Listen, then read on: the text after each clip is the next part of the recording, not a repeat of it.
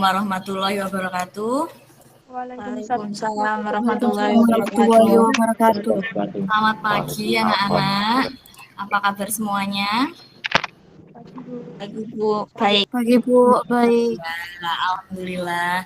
Nah, sebelum kita mulai pelajaran hari ini, marilah kita berdoa bersama terlebih dahulu. Menurut agamanya masing-masing, berdoa dimulai. Presensinya nanti akan Ibu kirimkan di grup WhatsApp. Hari ini kita materinya adalah tentang perkembangan model atom atau perkembangan teori atom dan juga konfigurasi elektron menurut teori Bohr. Tujuan pada pembelajaran hari ini adalah siswa itu dapat menjelaskan dan menggambarkan tentang model atom. Kemudian siswa juga nanti diharapkan dapat menuliskan konfigurasi elektron dan pola konfigurasi elektron terluar untuk setiap golongan dalam tabel periodik. Nah, sebelum Ibu memulai pelajarannya, sekarang Ibu ingin tahu nih perasaan kalian dalam mengikuti pembelajaran hari ini. Silakan kalian menuliskan 1 atau 2 kata yang mewakili perasaan kalian saat ini, saat akan mempelajari kimia. Kalian bisa menuliskannya di kolom chat. Ya. Tulis dulu, nanti kalau Bu Wening sudah hitung 1, 2, 3, baru nanti kalian enter bareng-bareng. Gitu, ya silahkan ditulis dulu di kolom chat. Bagaimana perasaan kalian saat akan mempelajari kimia hari ini? Apa seneng, sedih, sangat senang, marah, atau apa, terserah kalian, silakan dituliskan di kolom chat dulu. Sudah ya. Kalau gitu Ibu sekarang akan buka kolom chatnya. Yuk 1, 2, 3 dikirim. Oh iya, ada yang senang, ada yang lumayan senang, lumayan enggak. Oke, ada yang sangat senang. Ada yang lumayan mengantuk karena begadang. Wah, ini begadang apa ini? Karena mengerjakan tugas ya, positive thinking. Ada yang B aja, iya boleh. Alhamdulillah senang Bu, sangat senang dan sedih lah. Gimana ini? Senang apa sedih ini? Bingung, happy, senang dan berani. Senang. Deg-degan apa deg-degan ini tulisannya? Happy, senang. Oke. Kemudian Ibu ingin ada yang menceritakan ini. Kan berani Bu, kan berani apa itu kan namanya, mengikuti pelajaran dengan baik. Ya boleh, berani mengikuti pelajaran dengan baik. Senang juga ya Rehandika ya berarti ya? Ya seneng temu teman-teman. Oh iya, senang bertemu teman-teman, kemudian senang juga bertemu pelajarannya, semoga ya. Terus, oke, terima kasih Rehandika. Ya Bu.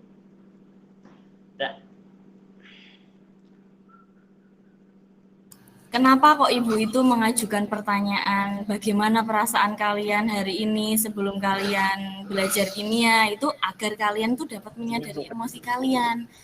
Emosi kalian tuh bagaimana sih sebelum mengikuti pelajaran? Nah, ada yang senang, tadi ada yang B aja, ada yang senang dan sedih, mungkin sedang ada sesuatu di rumah ya.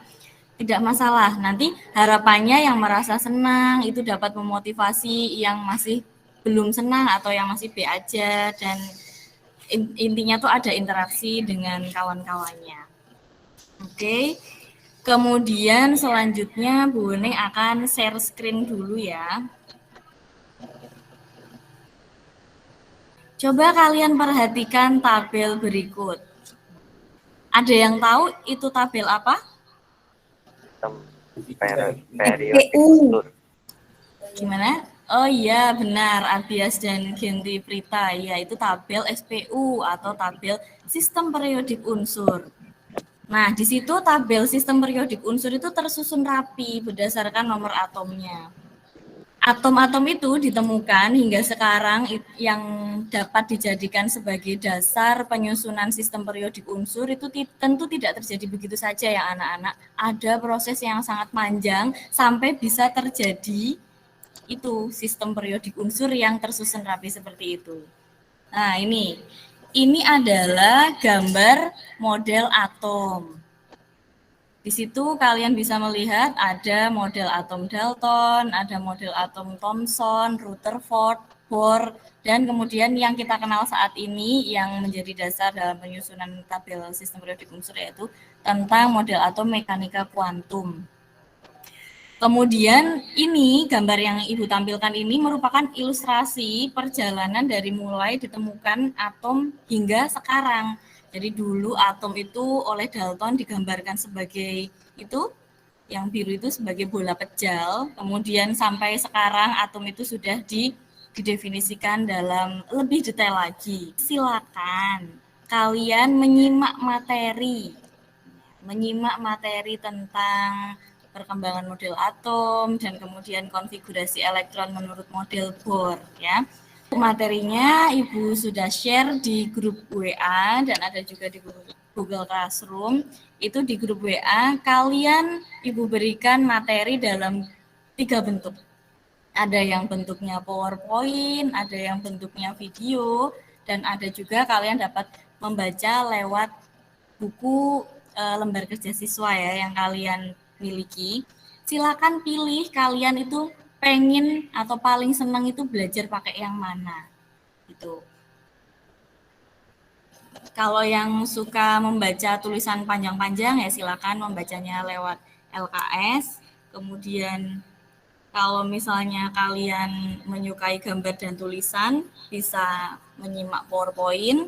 Kemudian kalau kalian menyukai tulisan yang ada gambarnya dan ada suaranya, silakan kalian menyimak materi lewat video gitu. Kalian sudah membaca. Nah, selanjutnya Ibu ingin kalian melakukan yang namanya penyadaran napas melalui metode stop. Nah, dalam metode stop ini kalian silahkan hentikan sejenak dari semua aktivitas kalian ya. Yang duduk silakan duduk dengan nyaman. Nah, ambil posisi duduk dengan nyaman. Yang penting senyaman kalian ini posisinya. Nah, rilekskan tubuh kamu. Coba setelah kalian duduk, ambil posisi duduk ya, rileks. Kalian rilekskan tubuhmu, mulai dari otot-otot wajah, dirilekskan wajahnya. Kemudian bahu kiri, bahu kanannya dirilekskan. Lengan atas rileks. Pergelangan dan jari-jari tangan juga rileks. Ya. Luruskan lengan di atas paha. Luruskan kaki, kakinya lurus.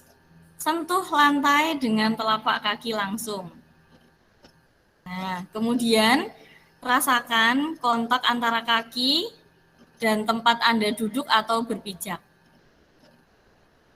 Nah, setelah itu sadari nafas yang masuk ke dalam paru-paru Anda. Rasakan udara yang masuk ke dalam paru-paru Anda dan rasakan udara yang keluar dari paru-paru kamu dengan bernafas melalui hidung ya, melalui hidung. Bernafaslah 4 detik dan buang nafas 4 detik. Katakan inhale saat bernafas, kemudian exhale saat buang nafas. Lakukan ini sebanyak 5 kali. Yuk, coba yuk. Tarik nafas, inhale, exhale. 1. Inhale, exhale. Inhale, untuk tarik nafas, exhale.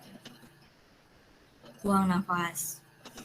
Inhale, tarik nafas, exhale, buang nafas. Ya, 5 kali. Sekarang amati pikiran kamu, apa yang kamu pikirkan? Apa yang kamu rasakan?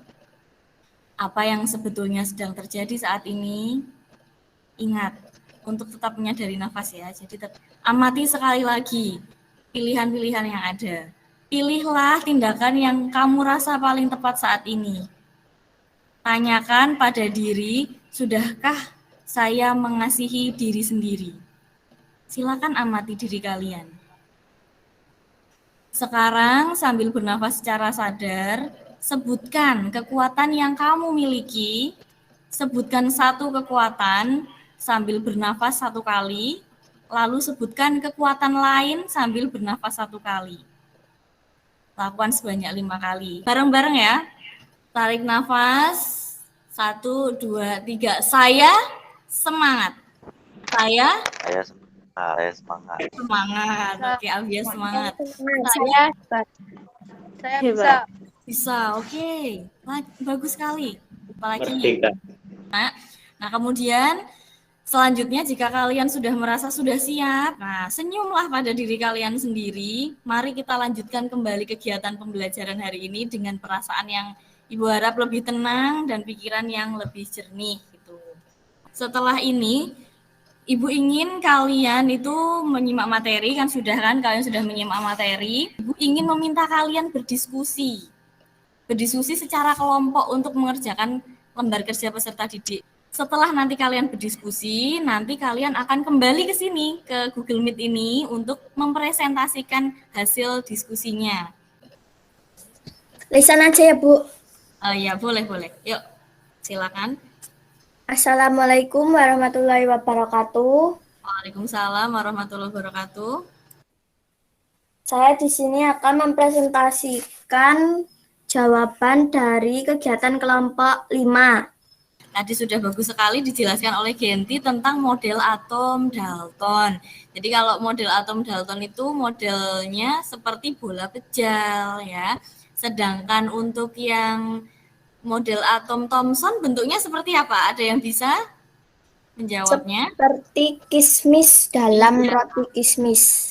Seperti kismis. Kalau yang Rutherford, coba yang lain siapa yang bisa menjawab?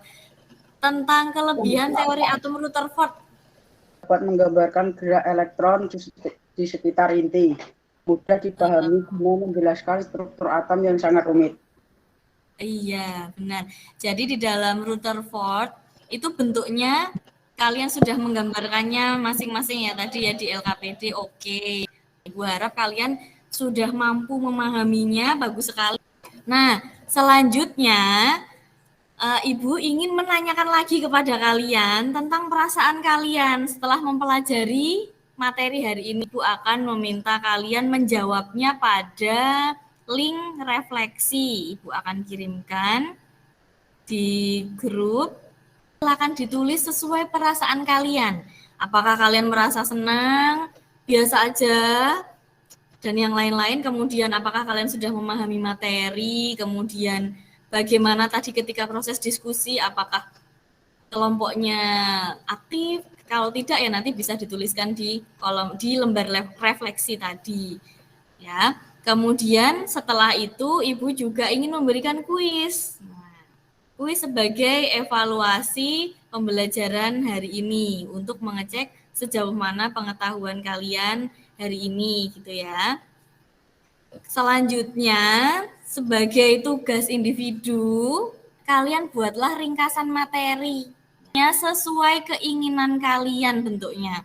Kalau kalian ingin meringkas dengan menggunakan buku tulis, silakan. Kalau kalian ingin meringkas menggunakan PowerPoint supaya lebih bagus, silakan. Dalam bentuk mind map atau peta konsep, silakan.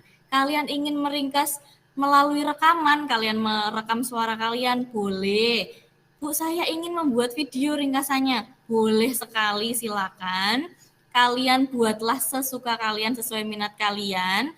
Kemudian nanti akan Ibu berikan wadah atau link untuk tempat mengumpulkannya. Begitu ya. Ada yang ditanyakan? Tidak ada? Nah, kalau tidak ada, marilah kita akhiri pembelajaran hari ini dengan berdoa terlebih dahulu. Terima kasih sekali ya anak-anak telah mau hadir di Google Meet hari ini. Semoga lain waktu kita bisa bertemu lagi dalam kondisi sehat. Assalamualaikum warahmatullahi wabarakatuh. Assalamualaikum warahmatullahi wabarakatuh. Saya Kurniawaningsari, CGP Angkatan 2 dari Kabupaten Purworejo. Saya akan merefleksikan hasil aksi nyata pembelajaran KSE berdiferensiasi yang telah saya lakukan. Saya melaksanakan aksi nyata pembelajaran KSE berdiferensiasi pada kelas 10 MIPA 2 di SMA Negeri 8 Purworejo pada materi perkembangan model atom dan konfigurasi elektron model Bohr. Yang pertama adalah mengenai perasaan saya saat merencanakan pembelajaran KSE berdiferensiasi. Tentu saja saya merasa sangat antusias karena saya ingin menerapkan dan merencanakan dengan sebaik-baiknya proses pembelajaran yang akan saya laksanakan. Caranya adalah dengan berdiskusi antara saya dengan rekan-rekan CGP, kemudian dengan bimbingan fasilitator dan pengajar praktik. Kemudian dalam pelaksanaan pembelajaran KSE berdiferensiasi, saya juga merasa sangat senang. Yang pertama karena siswa tampak sangat antusias dan siswa tampak sangat senang, yang dibuktikan dengan keaktifan siswa dan respon siswa saat pembelajaran maupun saat mereka mengisi angket refleksi pembelajaran yang telah saya lakukan. Kemudian saya juga merasa senang karena merasa dapat menerapkan pembelajaran berdiferensiasi yang terdapat unsur KSE di dalam pembelajarannya. Nah, untuk keberhasilan yang telah saya lakukan adalah yang pertama, saya mampu menerapkan pembelajaran KSE berdiferensiasi, di mana KSE yang saya lakukan itu ada pada bagian awal pembelajaran, kegiatan inti maupun kegiatan akhir. Di awal pembelajaran, saya meminta siswa untuk menuliskan atau mengetik perasaan yang mereka alami atau mereka rasakan saat akan belajar kimia. Kemudian mereka menuliskannya di kolom chat. Setelah siswa memberikan komentarnya, saya akan memberikan umpan balik terhadap perasaan yang mereka rasakan atau mereka ketik. Kemudian selanjutnya saya juga menerapkan KSE mindfulness, teknik penyadaran napas melalui metode STOP. Itu saya laksanakan pada kegiatan inti setelah siswa mempelajari materi, kemudian akan melanjutkan proses diskusi. Jadi di tengah-tengahnya saya memberikan metode stop. Kemudian di akhir pembelajaran pada kegiatan penutup, saya juga meminta siswa untuk mengidentifikasi perasaannya terhadap proses pembelajaran yang telah dilaksanakan dengan cara menjawab dan menuliskan perasaan mereka pada angket refleksi yang saya berikan kepada mereka. Di situ mereka bisa menuliskan bagaimana perasaan mereka, bagaimana mereka dapat memahami materi atau belum, dan bagaimana saran yang diberikan kepada saya agar saya lebih baik pada pembelajaran pertemuan selanjutnya. Kemudian, proses diferensiasi yang saya lakukan adalah proses diferensiasi konten, diferensiasi proses, dan diferensiasi produk. Untuk diferensiasi konten, saya memberikan materi berupa video, kemudian berupa PowerPoint, dan berupa narasi pada LKS yang dimiliki siswa. Untuk diferensiasi proses, dalam pembelajaran yang saya laksanakan itu terdapat proses diskusi, kemudian siswa juga terdapat proses mereka mempelajari materi secara individu. Selain itu, saya juga mengadakan sesi tanya jawab terhadap siswa agar siswa dapat lebih memahami materi. Untuk diferensiasi produk, saya meminta siswa untuk meringkas materi yang telah dipelajari hari itu dan mereka dapat mengumpulkan hasil ringkasannya sesuai dengan minat mereka. Ada yang mengumpulkannya dalam bentuk video, narasi, poster, mind map, dan sebagainya. Saya memberikan kebebasan kepada mereka. Kemudian untuk kendalanya adalah siswa masih ada yang malu-malu saat mempresentasikan hasil diskusinya.